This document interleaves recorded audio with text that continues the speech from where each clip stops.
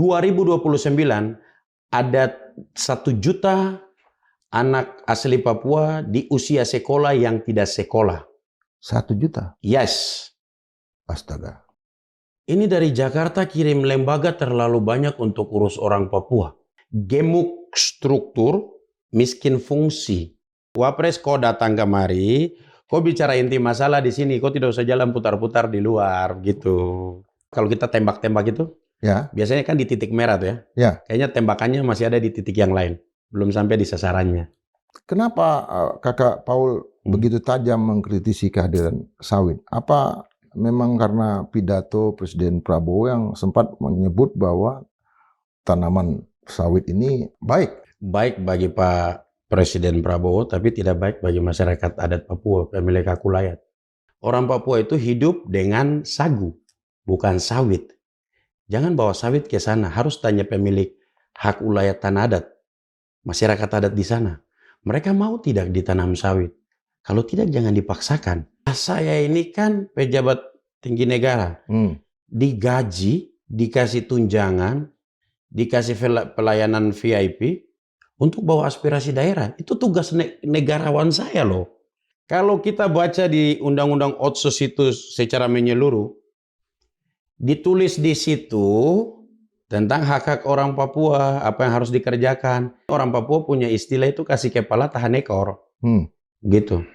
Otsusnya dikasih, undang-undang otonomi khususnya dikasih, spesial otonominya dikasih, tapi peraturan teknis pelaksana di bawah seperti peraturan daerah atau perda, peraturan daerah khusus atau perdasus, peraturan daerah provinsi atau perdasi, itu harus dilaporkan lagi, diregistrasi lagi di Kemendagri.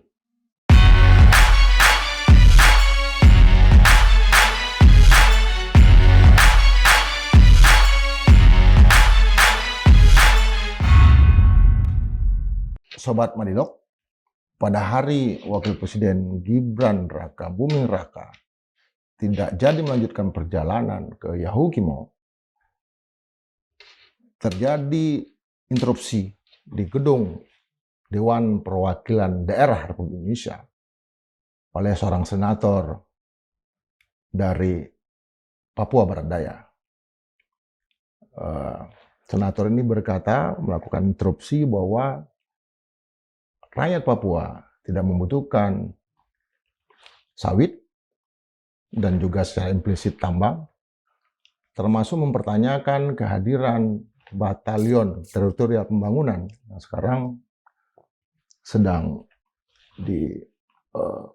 dijalankan di tanah Papua.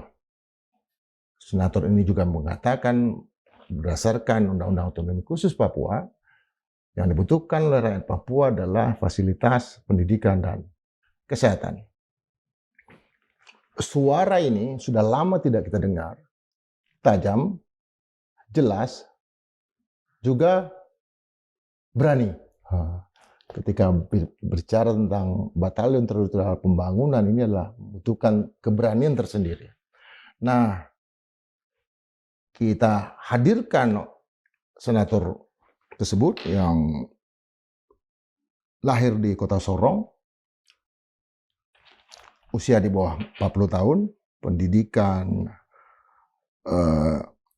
di PPM School of Management, kemudian Universitas Terbuka, juga sedang jebolan dari Universitas Muhammadiyah Sorong. Kakak Paul Vincent Mayor. Iya. Selamat datang. Selamat datang. Kakak. Iya. Saya mau tanya dulu. Iya, apa alasan sebenarnya dari ketidakhadiran atau rencana Wapres Gibran itu tidak jadi ke Yahukimo? Ada informasi di lapangan? Ya, yang kita dengarkan itu informasi dari Pak Pangdam langsung kan, Pangdam 17 Cendrawasih, waktu konferensi pers didampingi Kapolda dan didampingi Bang Maruli Simanjuntak, Kasat TNI AD. Ya. Tapi kalau informasi lapangan masih simpang siur, gitu, berbeda-beda informasi. Ada yang mengatakan bahwa yang ditembak itu adalah pesawat Hercules, bukan pesawat sipil seperti yang dikatakan oleh Pangdam. Ya harus kita tanya di masyarakat setempat. Kalau kita dengar dari media, kita dengar dari pihak versi pemerintah, versi media, ataupun versi para pengamat ya akan berbeda-beda. Tapi kalau kita dengar langsung dari masyarakat, infonya pasti A1 gitu.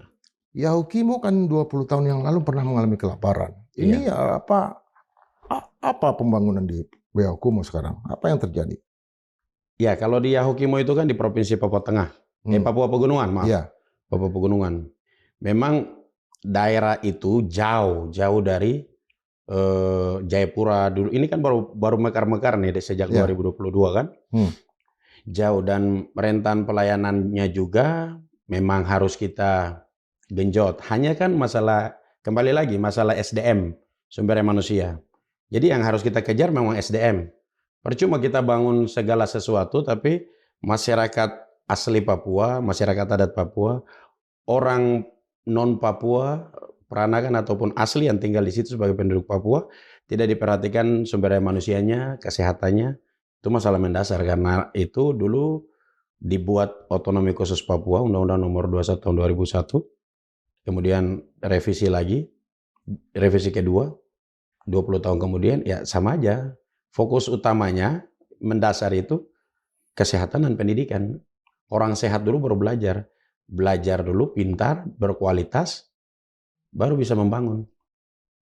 Kenapa Kakak Paul begitu tajam mengkritisi kehadiran sawit? Apa memang karena pidato Presiden Prabowo yang sempat menyebut bahwa tanaman sawit ini baik dan silakan dikembangkan, atau apa yang terjadi di Papua? Baik bagi Pak Presiden Prabowo, tapi tidak baik bagi masyarakat adat Papua, pemilik Kakulayat. Otonomi khusus kita itu, yang khusus itu adalah hak-hak dasar masyarakat adat Papua. Lebih lama masyarakat adat hidup dengan hukum adatnya, pemerintahan adatnya, adat istiadatnya, budayanya, ketimbang negara. Negara ini fenomena abad 21, gitu. Jadi kita harus dengar isi hati masyarakat adat. Itulah yang di dalam demokrasi disebut demokrasi substansial. Saya bicara sebagai seorang negarawan. Karena saya digaji, dibiayai, dikasih tunjangan oleh negara ini, negara yang kita cinta ini, untuk bicara tujuan negara itu kesejahteraan. Rakyat harus sejahtera. Jangan dibawa senjata ke sana. Artinya apa, Kakak Paul ingin mengatakan bahwa masyarakat adat jauh lebih dulu ada ketimbang negara ada? Iya, negara ini kan fenomena abad 21. Masyarakat adat di planet bumi ini, di Indonesia ini, di Nusantara ini, itu seperti abang sendiri kan, orang Minangnya. Iya, punya pemerintahan adat, struktur adat, adat istiadat budaya, kebiasaan-kebiasaan, hukum adat, yang ada terpelihara dari dulu sampai saat ini, dan itu diakui oleh Undang-Undang Dasar 1945, pasal 18 huruf B. Gitu. Bahwa negara mengakui entitas masyarakat hukum adat sepanjang itu masih ada di dalam kehidupan masyarakat adat setempat. Lah di Papua, di Aceh, di Jogja, di Bali, di tanah Minangkabau, itu masih sangat subur, bahkan di semua wilayah, semua pulau di Indonesia. Dan itu kita junjung tinggi, karena semua anak-anak Nusantara ini adalah anak-anak adat. Kita jaga adat kita, karena adat itu bicara tentang harkat dan martabat. Kita diakui sebagai manusia karena punya harkat dan martabat. Artinya tanah Papua kan bukan tanah kosong ya. Iya. Sekarang kan orang berebut, Donald Trump mau berebut Greenland. Ini bukan tanah kosong. Bisa dijelaskan apa? Kalau bicara Donald Trump itu kan dia juga dicaci maki sama senator-senator US kan, Amerika. Ya. Gitu. Kalau kita kan tidak perlu kita caci maki presiden kita. Cukup kita memberikan masukan, karena sebenarnya Pak Presiden Prabowo itu orangnya baik, tulus. Beliau itu memang negarawan. Hanya pembisik-pembisiknya ini yang harus kita ingatkan, gitu. Contohnya, macam beliau kemarin rapat kumpul kepala-kepala daerah, gubernur, bupati, wali kota, setanah Papua 6 provinsi. Terus beliau sampaikan, lihat saya di media, saya dengan Bahlil lagi bicara, Bahlil memberikan masukan. Kalau Papua bisa untuk sawit, untuk kebutuhan bla bla bla gitu kan. Lah orang tanam sawit ini kan Pak Presiden menjabat 5 tahun. Sawit kapan panen? Baru juga tanam. Mungkin berapa tahun lagi baru bisa panen. Orang Papua itu hidup dengan sagu, bukan sawit. Jangan bawa sawit ke sana, harus tanya pemilik hak ulayat tanah adat, masyarakat adat di sana. Mereka mau tidak ditanam sawit? Kalau tidak jangan dipaksakan. Karena gelombang penolakan di bawah itu kencang. Gitu. Bahkan waktu saya sidang pun mereka WA. Mereka telepon, tolong bicara tentang sawit. Kami terganggu sekali dengan sawit ini. Kenapa tidak tanam sagu saja? Kenapa tidak bangun sekolah saja? Ini anak-anak biaya pendidikan susah. Kita susah kasih sekolah anak-anak. Kita ke rumah sakit bayar, sekolah bayar, semua bayar. Terus buat datang sawit untuk apa? Terus saya berpikir, oh iya ya, filosofinya ini orang butuh rumah, dikasihnya MCK. Gitu. Dikasihnya toilet, salah lah. Gitu. Apa pernyataan Presiden ini karena kurang masukan? Kalau kurang masukan bisa juga, tapi saya berharap kita juga harus kembali ke kitohnya. Tujuan kita bernegara ini untuk apa? Ya untuk kesejahteraan masyarakat. Jadi harus kita dengar isi hati dari masyarakat kita di setiap daerah, bukan saja di Papua. Di Aceh, di Maluku, di NTT, di Sulawesi, di Pulau Jawa ini, Bali, NTB. Mereka maunya apa sih? Jangan semua mau sentralistik dari Jawa diurus ke daerah-daerah. Ini kan nanti pusing juga masyarakat di daerah karena cara pandang masyarakat elit-elit kita di Jakarta ini berbeda dengan cara pandang masyarakat kita di setiap daerah di Indonesia ini. Kalau mereka mintanya lapangan pekerjaan, dipikirkan lapangan pekerjaan seperti apa, gitu. Sebelum ada lapangan pekerjaan, dilatih dulu, dididik dulu masyarakat setempat. Agar kalau ada pekerjaan, ada lapangan pekerjaan, mereka diturut sertakan, gitu. Dalam pembangunan itu, mereka terlibat penuh. Jangan jadi penonton ketika dibawa datang pekerjaan-pekerjaan itu, gitu. Kondisi dunia pendidikan di Papua sendiri seperti apa? Dalam penelitian saya ambil penelitian dari Universitas Papua oleh Dr. Agus Sumule. Agus Sumule ya? Ya, itu 2029 ada 1 juta anak asli Papua di usia sekolah yang tidak sekolah. 1 juta? Yes. Astaga. Iya. Dengan jumlah penduduk yang sangat sedikit. Yes. Kita ini negarawan Indonesia, kita harus jujur bicara dan bicara jujur. Negara ini mau bawa kemana? Nanti kalau teriak-teriak yang aneh-aneh dari daerah-daerah, dari Minangkabau misalnya, Tanah Minang, atau dari Sulawesi, atau dari Maluku, NTT, Aceh, pusing juga kan kita. Jadi kita harus cari solusi untuk masa depan bangsa ini. Kita mau 2045 itu Indonesia emas. Jangan sampai Indonesia lemas dan cemas. Kalau kondisi kesehatan, kan kita dulu kan waktu Undang-Undang Otonomi Khusus Papua dibuat, masalah kesehatan kan HIV tinggi. Sekarang bagaimana? Ya masih tinggi. Masih tinggi. Masih tinggi. Undang-undangnya dibuat. Ya kan? Kalau orang Papua bilang, ini ibarat kasih kepala, tahan ekor. Kalau kita baca di Undang-Undang Otsus itu secara menyeluruh, ditulis di situ tentang hak-hak orang Papua, apa yang harus dikerjakan. Tapi harus disahkan lagi, diatur dalam Perdasi Perdasus. Ya, Perdas. Dan Perda. Ini kan artinya kalau mau urus, kita sudah toki palu nih. Di DPR Kabupaten, DPR Kota, DPR Provinsi. Sudah jadi nih rancangannya. Rancangan peraturan daerahnya. Perdasi Perdasus, Perda. Tapi kan penomorannya, nomor registrasinya harus ke Kemendagri. Lah kalau begitu di Kemendagri, nanti diundang lagi kementerian-kementerian yang berkaitan dengan Perda itu. Contohnya Perda pembatasan penduduk di Papua. Ya kan pasti diundang Kemenaker Trans, Kementerian Tenaga Kerja dan Transmigrasi. Kementerian Hukum dan HAM, Kementerian PU dan segala macam. Baik kalau mereka datang, kalau cuma dikirim direktur, dikirim staf, lah pasti dibahas, oke nanti kami lapor ke pimpinan. Lapor itu kapan? Sampai bertahun-tahun perdanya tidak diberi penomoran atau tidak diregistrasi. Akhirnya mentah juga. Gitu. Artinya setelah 20 tahun, peraturan pelaksanaan di bawah Undang-Undang Otonomi Khusus tahun 2001 ini tidak banyak keluar perdasi atau perdasus. Tidak banyak. Bagaimana bisa jalan ya? Iya, bagaimana bisa jalan? Itu yang makanya orang Papua punya istilah itu kasih kepala tahan ekor. Gitu.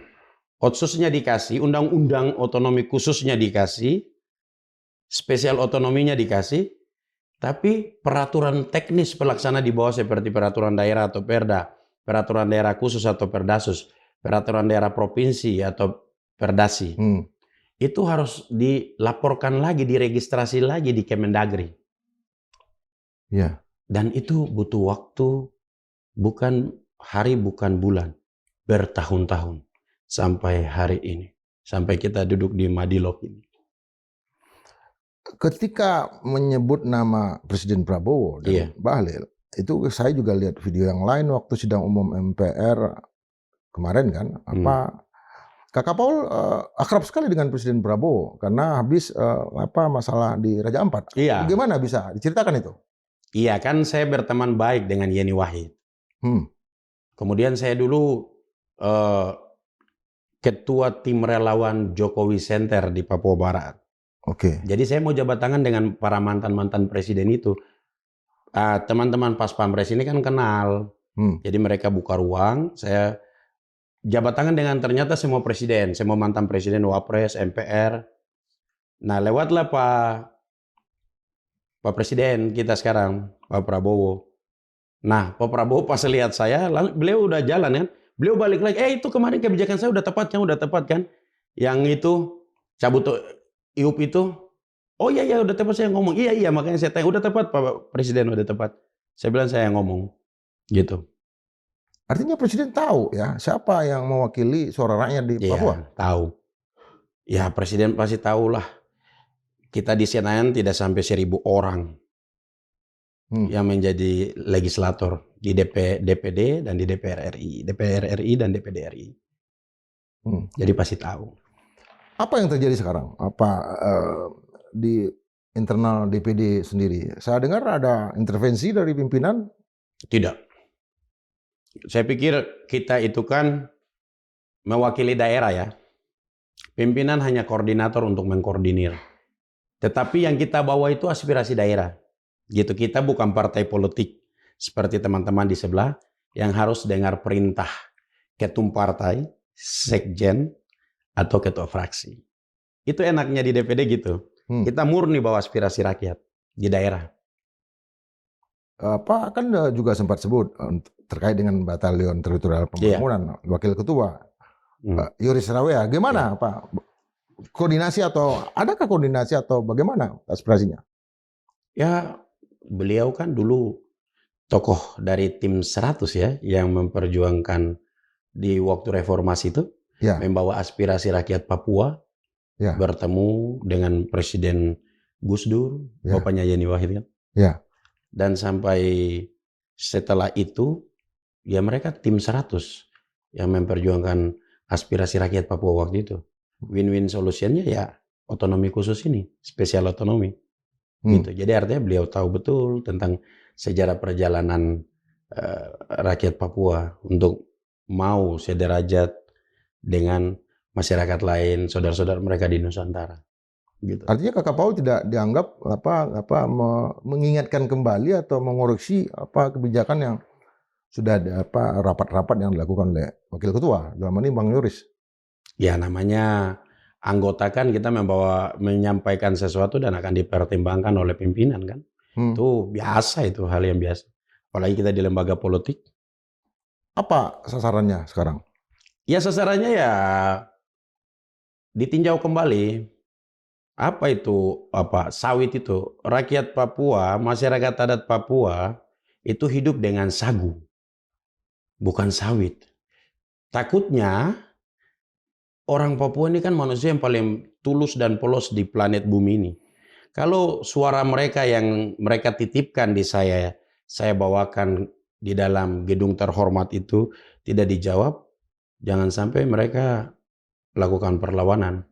Selama bertahun-tahun itu tidak ada yang tulus, pure, murni membawa aspirasi rakyat lurus-lurus untuk didengar oleh pemangku kepentingan atau pemimpin bangsa ini. Baru saya. Saya itu kan orang yang ngomong apa adanya. Apalagi saya seorang Soekarnois. Saya Gemini Tulen saya. Ya, saya lihat di Ya. di kurikulum vitae-nya Ya, apa? organisasi saya hanya Gemini. Gemini aja, Gerakan Mahasiswa Nasional Indonesia. Sama Forum Cendekiawan Indonesia ya. Iya, Udah itu pasti ya. organisasi kita untuk masyarakat di Indonesia Timur. Tapi kan kita udah lihat juga pergerakan 2000 apa Bako ya, 2000 apa alat-alat berat yang bergerak ke Merauke untuk melakukan apa itu? Itu operasional mereka sekarang. Waduh, itu perlawanannya oleh masyarakat luar biasa itu. Hanya kan tidak ada media yang liput. Kasihan itu di sana itu. Sangat kasihan sekali kalau lihat masyarakat sampai mereka ada mama-mama yang tanah ulayatnya diambil, lalu dia karena dia mau pergi ke kebunnya atau di sana mereka bilang dusun, mau pergi ke dusun untuk ambil hasil kebun, ternyata di sana sudah dihadang. Mama balik, ini kita mau bikin itu apa itu sawit atau apa? Dia bingung, ini mama tidak sekolah, artinya pendidikannya tidak seperti kita, maaf. Jadi mama ini cara protesnya dengan pakaian lusuh seorang mama Papua itu, dia itu lumpurin badannya pergi ke kantor bupati. Pak Bupati, saya mau makan di mana lagi? Itu saya punya tempat makan, kalau kasih hilang kamu ambil itu saya mau makan apa? Saya tidak mungkin kerja, saya tidak sekolah. Mama itu. Kasihan sekali itu. Sangat mengingatkan. Begitu, kita sangat prihatin. Hanya karena tidak ada media-media nasional yang berani liput. Kenapa tidak berani liput? Ya, abang tahu sendiri kan.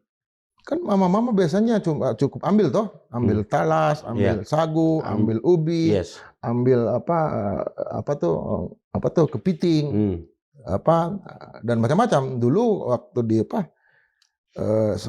bisa ambil rusa juga kan,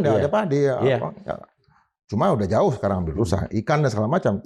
Sekarang itu menjadi apa yang diambil sebagai makanan pokok orang Papua itu hilang sama sekali karena ada alat-alat berat di sana yang sudah menyapu bersih pohon-pohon. Iya, dan dijaga oleh aparat keamanan. Orang Papua ini kan mengalami trauma militeristik sejak zaman Orde Baru. Mereka kalau lihat baju loreng, baju coklat, itu mereka ketakutan. Secara psikis ketakutan. Gitu.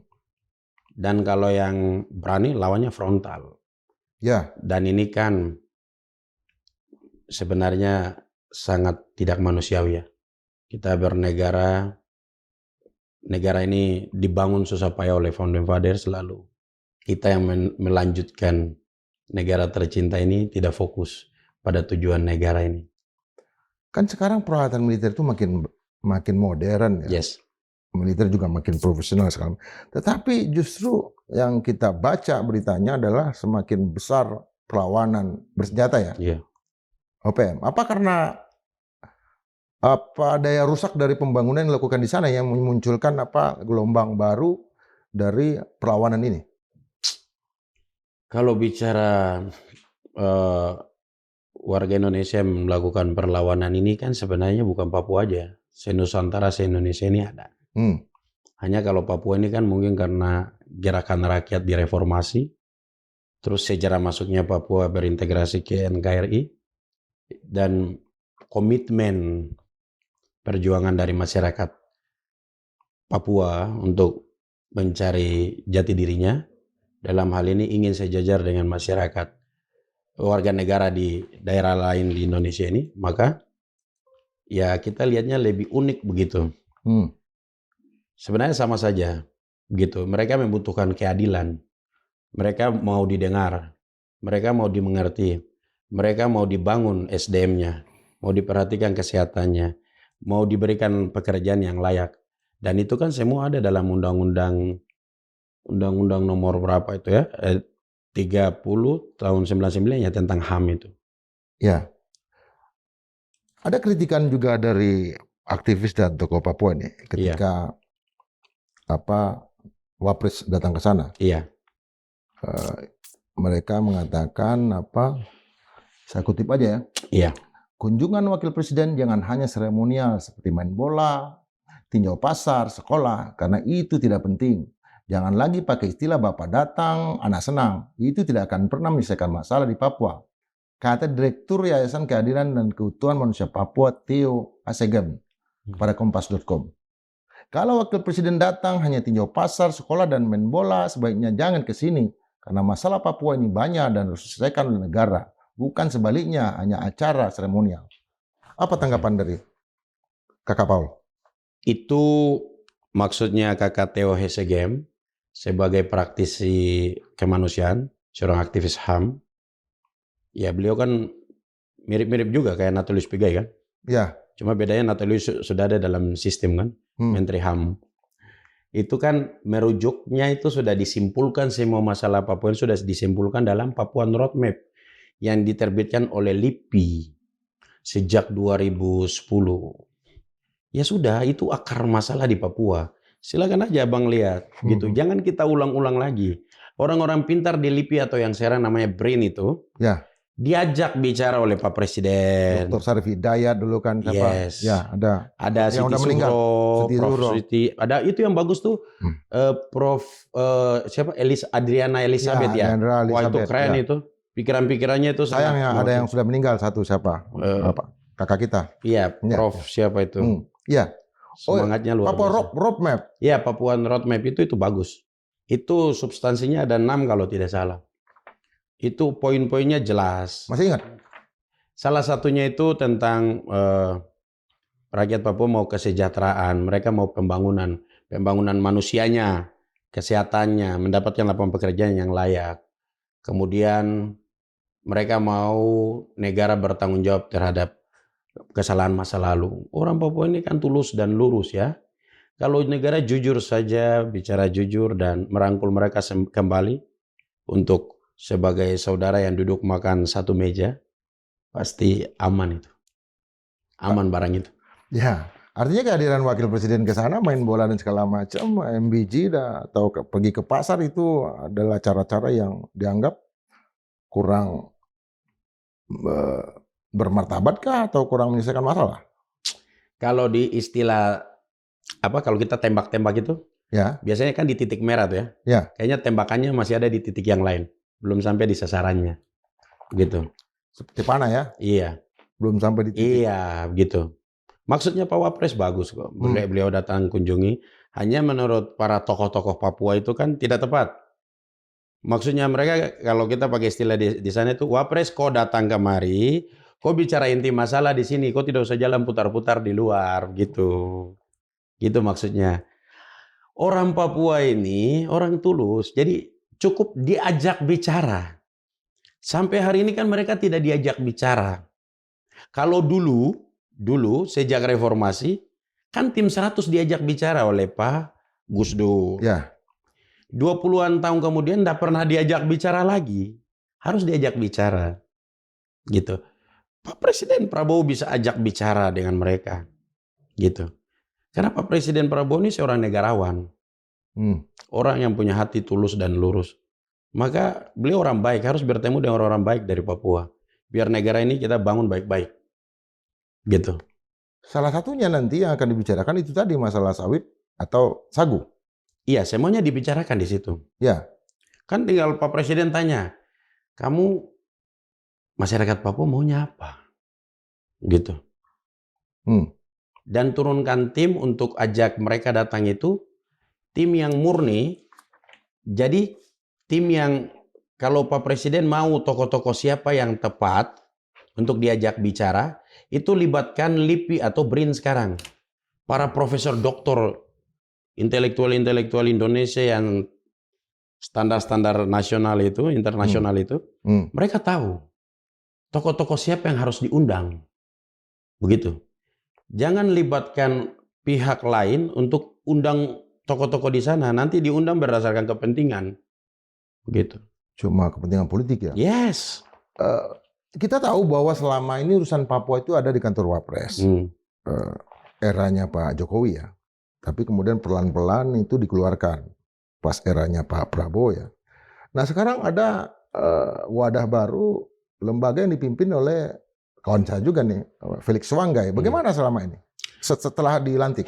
Begini. Ini harus kita bicara jujur dan jujur bicara. Namanya kan Komite Eksekutif Percepatan Pembangunan Otonomi Khusus Papua. Ya. KEP OKP. Sebelumnya yang di bawah presiden namanya BP3 OKP. Dua-dua ini OKP. Ya itulah mungkin organisasi kepemudaan. Namanya aja ya. Iya. Oke. Maaf bercanda. Ya, nggak apa-apa. Intinya, ini kan kita sedang pemotongan anggaran, pemangkasan anggaran, efisiensi anggaran. Ini dari Jakarta kirim lembaga terlalu banyak untuk urus orang Papua. Kemarin BP3 OKP, sekarang KEP OKP. Presiden-presiden sebelumnya ada apa itu yang dulu dipimpin oleh Maijen Bambang siapa itu? Ya. UP4B lah, apalah.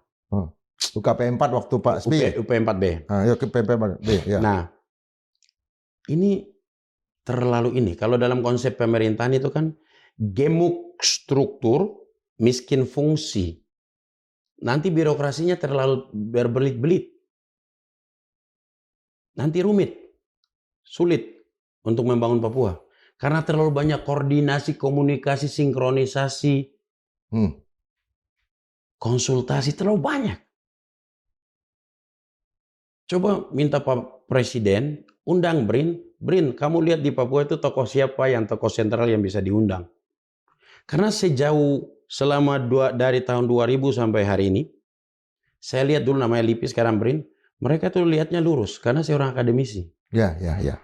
Tapi kalau kita libatkan yang lain, pasti dilihat dengan kepentingan yang lain. Ikrar Nusa Bakti kan? Pak Ikrar bagus. Dulu kan kena malaria karena sering ke Papua toh? Iya. Ya.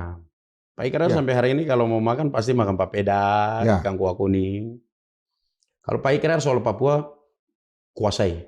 Pak Ikrar, Profesor Adriana Elizabeth, bagus. Harus diajak bicara. Jangan kita lihat dari sisi yang lain. Kita lihat mereka ini orang-orang yang akademisi Indonesia yang top. Artinya apa keberadaan kantor baru Felix Wanggai ini? Itu gini. Maksudnya Komite Eksekutif Percepatan Pembangunan ini kan membuat anggaran keluar lagi. Ini gemuk struktur, miskin fungsi. Yang ada di dalam stok lama. Yang ada di dalam yang kemarin mau maju. Gubernur lalu nggak jadi maju, kalah. Ada yang nggak jadi maju, ada yang kalah.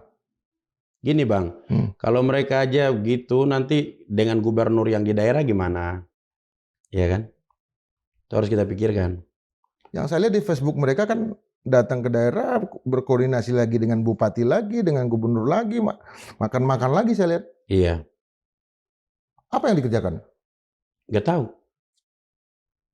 Felix Wanggai harus datang ke sini nih. Iya. Saya juga sudah telepon Felix Wanggai juga belum direspon baik kan. Iya. Sampai ketemu istrinya juga waktu peluncuran bukunya. Juga saya apresiasi bukunya bagus. Tapi yang saya butuh Pak Felix harus duduk bicara dengan kita. Gitu. Karena sampai hari ini kan belum pernah ajak bicara dengan kita di Senayan kan. Gitu. Oh belum sampai juga melakukan koordinasi. Dulu kan di DPD itu kan ada khusus Pokja kan? Ya, Kaukus Papua ya. Sekarang masih ada. Sekarang tuh yang ada tuh namanya apa itu MPR for Papua. Cuman kita jarang ketemu karena mungkin semua punya kesibukan masing-masing ya. Atau nggak ada juga elit seperti presiden ingin ketemu, wapres ingin ketemu Kaukus ini ya? Itu juga yang terjadi. Saya juga kurang tahu karena saya kurang aktif juga. Kurang aktif di situ. Artinya kalau Felix Wanggai datang ke DPD dia akan mendatangi apa? PAH kah? Atau Kaukus? Kan bisa undang kita semua kan? Undang kita semua, person-person kita kan? Biar bisa dengar langsung. Undang 24 DPD yang dari Papua, 18 DPR RI yang dari Papua, maksudnya dari tanah Papua ya, 6 provinsi. Berapa orang jumlahnya? 42. 42 ya? DPD dan DPR. DPD 24, DPD RI 24, DPR RI 18 orang. Nah inilah yang menjadi ujung tombak bagi aspirasi rakyat Papua. Iya. Ini yang akan difasilitasi oleh Ketua DPD untuk bertemu dengan Presiden. Kalau itu kan saya nggak tahu ya. Janjinya kemarin bagaimana? Ya mudah-mudahan saja bisa. Kenapa nggak langsung sendiri? Ya, Bikin surat. Nggak ada pintu yang bisa diketuk. kalau nggak ada pintu yang bisa diketuk, nggak ada pintu yang tidak bisa diketuk hari ini. Ah, itu dia. Bisa. Kenapa tidak datang? Siapa yang tidak datang? Teman-teman kaukus ini yang 40-an orang ini bertemu langsung dengan Presiden. Ya kita belum pernah bicarakan itu karena yang tadi saya bilang kita masing-masing sibuk kan. Sibuk dengan pekerjaan masing-masing.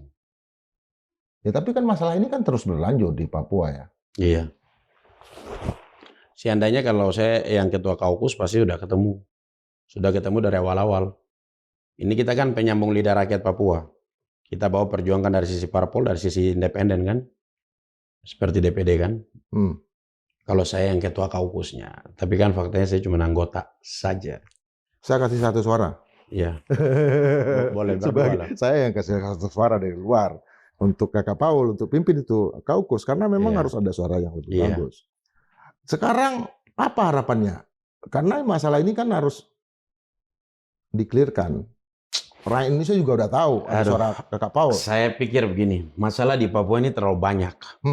Terus kalau kepala-kepala daerah, gubernur, bupati, wali kota, di 40-an kabupaten kota dan 6 provinsi itu datang ke Jakarta, bertemu untuk berkoordinasi dengan kami di DPD RI dan DPR RI, kemudian dengan lintas sektoral atau lintas kementerian, itu sulitnya minta ampun. Sebaiknya dibuat saja Menko Percepatan Pembangunan Papua. Dia Menko ya? Menteri Koordinator. Dia mengkoordinasikan beberapa kementerian yang punya program-program untuk pembangunan ke Papua.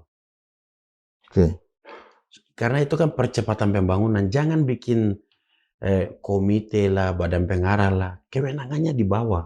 Padahal kasihan orang-orang itu orang hebat menurut saya yang ada di situ. Cuman akan ada konflik kepentingan, konflik of interest seperti yang tadi saya sampaikan. Bahwa ada yang mantan pernah maju kepala daerah, mau maju lah, lalu tidak dapat. Saya paham lah isi hati masyarakat adat Papua. Jadi dibutuhkan lembaga setingkat Menko ya? Iya, harus setingkat menteri dong. Bukan hanya simbolis seperti wakil menteri dalam negeri. Tidak bisa kan wakil. Yang kemarin mendampingin Wapres Gibran kan? Ya itu kan wakil. Wapres datang, terus Wamen datang. Ya sama saja. Kurang menggigit gitu. Menko ini di Menko tersendiri atau di bawah Menko Polhukam? Di bawah Menko Polhukam. Atau di bawah Menko? Kalau di bawah Menko Polhukam ya nggak mungkin ada Menko, pasti Menteri Teknis. Oke. Maksudnya apa? Menko tersendiri ya untuk urusan Papua? Iya. Dan Aceh ya? Iya, berarti kita harus bikin Menko Otsus. Supaya Papua, Aceh, dengan Jogja, DKI Jakarta. Ini kan yang 4. Maksudnya Papua ada 6 provinsi. Ya. Di luar Papua ada DKI Jakarta, Aceh, Jogja. Berarti ada 9 kan? 9 wilayah Otsus. Kita bisa bikin Menko-nya sendiri kan? Belum IKN ya? Iya, Menko Percepatan Pembangunan Otsus. Nanti di bawah ada khusus Menteri urusan Papua, Menteri urusan Aceh, urusan Jogja, DKI Jakarta, atau dapat disesuaikan dengan kebutuhan pembangunan nawacita yang didorong, yang di visi misinya Pak Presiden Prabowo. Astacita, sorry, nawacita. Termasuk IKN ya? Bisa di bawah Kemenko ini ya? Itu saya kira pikiran yang bagus itu. Iya. Artinya apa? Sebagai negarawan kita harus pikir tentang kesejahteraan rakyat kita di daerah. Bukan kesejahteraan kepentingan kita di Jakarta. Asik. Kena itu barang. Bahasa itu yang saya tunggu. Itu barang apa? Jangan tidak ada di Papua segala macam gitu. Sampai sejauh ini tentu kita berharap bahwa suara kakak ini makin membesar. Apa yang kakak mau lakukan habis ini? Ya Pak Presiden harus ajak bicara kita lah, undang kita bicara. Karena kita ini kan bicara jujur dan jujur bicara apa adanya. Begitu. Pak Presiden harus dengar suara-suara tulus dari Papua. Karena Pak Presiden orangnya tulus. Saya ngobrol dengan beliau, oh ini orang baik ini sebenarnya ini. Pak Presiden ini negarawan. Beliau berpikir tentang nasib bangsa ini. Seperti MBG. Orang melihat dari sisi politik, tapi sebenarnya kan isi hati beliau sebagai bapak bangsa, pemimpin tertinggi di negara ini, untuk mau melihat kesejahteraan generasi ini, generasi baru bangsa Indonesia ini harus diberikan makanan bergizi yang baik dan sehat. Cuman itu lagi, turunannya ke bawah itu loh. Harus diatur, birokrasinya jangan berbelit-belit. Ya itu dia. Sama pertanyaan kita, kemana mau diarahkan aspirasi yang muncul dari Papua ini? Apa nggak ada kemarahan dari kakak? Untuk apa? Ya untuk masalah penderitaan rakyat Papua ini. Maksud yang baik harus disampaikan dengan cara-cara yang baik. Karena menurut saya Pak Presiden orang baik. Beliau akan berpikir baik tentang Papua ke depan harus lebih baik. Dan harus berani. Apanya yang berani? Ya seperti ucapan kemarin kan berani. Kakak harus lebih berani lagi kan untuk bukan soal berani tidak berani, Bang. Ya. Lah saya ini kan pejabat tinggi negara. Digaji, dikasih tunjangan, dikasih pelayanan VIP untuk bawa aspirasi daerah. Itu tugas negarawan saya loh. Jadi bukan soal berani tidak berani, like and dislike, tidak. Oke. Itu memang tugas luhur. Kita disumpah loh pakai kitab suci waktu dilantik. Jadi kan kita kan orang beragama semua. Nanti Tuhan Yesus marah. Iya. Iya, kalau kita tidak bicara jujur. Apalagi bagi seorang yang namanya ada mayornya, itu dari mana itu mayor itu? Mayor itu kan marga. Marga? Iya. Dari Raja Ampat? Dari kita itu, suku besar kita itu suku besar Biak. Biak? Ya kami memang itu suku Viking. Jadi Viking? Ya pengayau kan. Jadi marga itu ada di mana-mana sampai di Maluku Utara gitu. Orang Biak itu, suku bangsa Biak itu dia menyebar kemana-mana. Karena suku suka perang kan di laut. Viking. Cari kepala ya? Ya pokoknya cari yang bernilai. Ya kepala. Kan ada mitologi ya. Nah, kemarahan itu dalam bahasa yang sangat manis, baik tadi yang disampaikan oleh kakak Paul ini tentu kadang-kadang tidak didengar oleh ruang-ruang kekuasaan yang peka ini. Ini telinga Jakarta kan tuli. Saya sempat bahas juga di sini sama kakak Amir Rahab di sini. Oh itu abang saya itu. Iya kan kita bilang bahwa Jakarta selama ini buta dan Jakarta selama ini tuli terhadap masalah Papua. Iya, jangan sampai program-program yang ke sana juga masyarakat adat, rakyat Papua pura-pura buta dan pura-pura tuli. Karena corongnya tidak didengar di Jakarta. Iya. Saya ini kan pemimpin masyarakat adat, Bang. Saya seorang Mananwir, itu pemimpin adat tertinggi. Makanya nama saya itu Mananwir Senator Paul Vincent Mayar. Kalau senator itu setiap 5 tahun kita harus pemilihan lagi. Kalau Mananwir itu seumur hidup sebagai pemangku adat. Itu yang saya lihat. Iya. Jadi saya pasti bicara apa adanya. Bukan lagi sebagai Ondoafi, tapi di atasnya Ondoafi ya? Bukan, sama. Kalau Ondoafi itu kan di wilayah adat Tabi. Tabi ya? Iya, sama. Sama-sama ya? Iya, statusnya sama. Setiap suku kan beda-beda ya penyebutannya. Kita ingin sudah...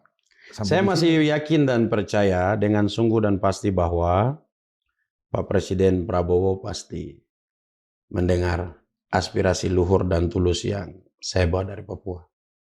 Beliau orang baik, saya orang baik. Kita mau membangun negara ini dengan baik-baik untuk tujuan kesejahteraan. Pasti juga ketemu, maksudnya pasti juga terjawab ini aspirasi ini. Kesempatan secara formal bertemu Presiden kan cuma 17 Agustus. Iya. 1 Juni mungkin. Ada nggak dalam waktu dekat? Ya nanti kita lihat. Pak Presiden kan, semua kembali ke Pak Presiden. Kalau Pak Presiden kontak Bang Dasko misalnya, atau kontak siapa untuk undang saya, ya saya siap. Kan kita kan mitra. Beliau pemimpin eksekutif, kita legislatif, kita sama-sama dipilih rakyat. Tugas beliau di eksekutif, tugas saya di legislatif. Tugas saya untuk menyuarakan, memperjuangkan aspirasi rakyat, tugas beliau untuk mengeksekusi. Tujuannya yaitu untuk kesejahteraan rakyat. Itu kan tujuan negara. Sebagai negarawan saya tetap bicara tuh sebagai negarawan Indonesia. Kakak Paul yakin ya suara Kakak Paul ini akan didengar oleh Presiden Ya, dalam waktu dekat? kasus tambang nikel Raja Ampat tahu kan Bang? Gimana lantangnya saya sampai Facebook saya diblokir sampai hari ini kan? Oh, Iya, jadi saya udah tidak main Facebook. Jadi minta maaf saja kalau ada yang kontak di Facebook saya udah nggak punya. kakak sekarang main apa? Main hati. Bukan, di TikTok ada kan? Ada di TikTok. TikTok ada, Instagram? Instagram ada. Twitter? Nggak ada. Facebook yang hilang ya? Iya. Padahal kan biasanya itu yang Orang di Indonesia Timur tuh lebih banyak di Facebook kan? Ya, kenapa nggak bikin lagi? Udah malas saya. Nanti dibikin lagi, diblokir lagi, dibikin. Saya coba buat diblokir lagi. Oh, Ya udah, terima kasih aja untuk Max Suberger sudah bikin Facebook. diblokir terus. Nanti kita sampaikan sama Komdiji nih. Kakak Paul jangan diblokir ya, nanti kita yang marah semua. Apa pesan terakhir nih, Pak? Silakan sampaikan ke sini. Kakak mau bicara apa? Iya, pesan saya untuk Pak Presiden Prabowo, seorang negarawan sejati, kita sebagai sesama anak bangsa harus dengar isi hati dan jeritan rakyat kita di semua daerah di Indonesia, termasuk di Papua. Itu kunci untuk membangun Indonesia emas di 2045. Terima kasih. Masa ya, Sobat Madilog, kita tahu bahwa Papua ini adalah kalau Aceh itu daerah modal. Papua juga sebetulnya daerah modal ya, karena dengan adanya Papua, dengan adanya Melanesia, maka Indonesia sebetulnya sedang dipandang mampukah untuk melakukan pemberdayaan, pengayaan terhadap satu entitas etnis yang memang berbeda. Dulu ada 400 suku di Papua, sekarang sudah kurang sama sekali. Ada lebih dari 400 juga bahasa ya, karena satu sungai dengan sungai di depan itu beda bahasa. Tahun 75 dulu ada operasi Koteka, dan yaitu orang Papua diminta untuk yang tidak pakai baju dikasih baju. Tapi apa yang ditemukan oleh Profesor Dr. Kuncharaningrat? Kudis masuk ke orang Papua. Kenapa? Karena dikasih baju tapi tidak dikasih sabun. Operasi Koteka 75 itu menunjukkan betapa pola pembangunan yang dilakukan oleh Jakarta, oleh Indonesia, yang disamakan antara satu daerah dengan daerah yang lain, ternyata di Papua berdampak sangat besar, yaitu masyarakat justru mendapatkan penyakit gitu. Nah, pola-pola pembangunan yang sama ini juga yang kita lihat sekarang, padahal Papua sudah punya otonomi khusus. Tapi di samping apa yang kita lihat tadi, kehadiran seorang Kakak Paul ini adalah suara jernih, dan saya tetap mengatakan suara jernih dan berani gitu. Karena ketika Kakak Paul bicara, maka yang lain akan banyak bicara, termasuk nanti teman-teman di BRIN ya. Nanti kita akan sampaikan apakah mereka akan berani bicara di sini Papua yang sebenarnya mau kita bangun itu seperti apa. Tetap berpikir merdeka 100%. Sampai jumpa. Terima kasih. Terima kasih, Abang.